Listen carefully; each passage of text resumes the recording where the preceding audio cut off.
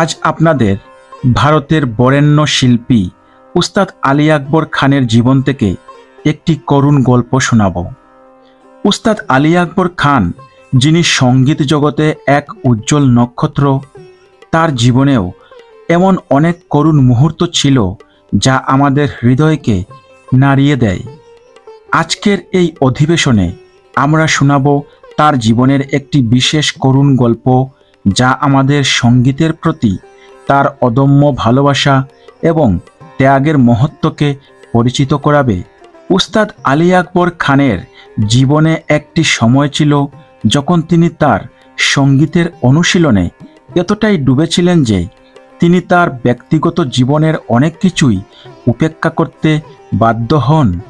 তার একটি ছোট ছেলে ছিল যে প্রায়ই বাবার সাথে সময় কাটাতে চাইত, কিন্তু উস্তাদ আলী আকবর খান তার সঙ্গীতের অধ্যবসায়ে এতটাই ব্যস্ত থাকতেন যে তিনি ছেলের সাথে তেমন সময় কাটাতে পারতেন না। একদিন উস্তাদ আলী আকবর খান একটি বড় কনসার্টের প্রস্তুতি নিচ্ছিলেন। তখন তার ছেলে খুব অসুস্থ ছিল, তাই সে তার বাবার কাছে খুব থাকতে চেয়েছিল। কিন্তু খান সাহেবের মন ছিল সঙ্গীতের অনুশীলনে।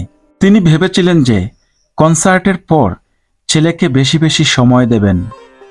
দুঃখজনকভাবে সেই কনসার্টের দিনেই তার ছেলে গুরুতর অসুস্থ হয়ে পড়ে এবং হাসপাতালে নেওয়ার পর ডাক্তার তাকে মৃত ঘোষণা করেন। এই ঘটনায় উস্তাদ আলী আকবর খান ভীষণ মর্মাহত হন এবং আজীবন এই অনুশোচনা তার হৃদয়ে বয়ে বেড়ান।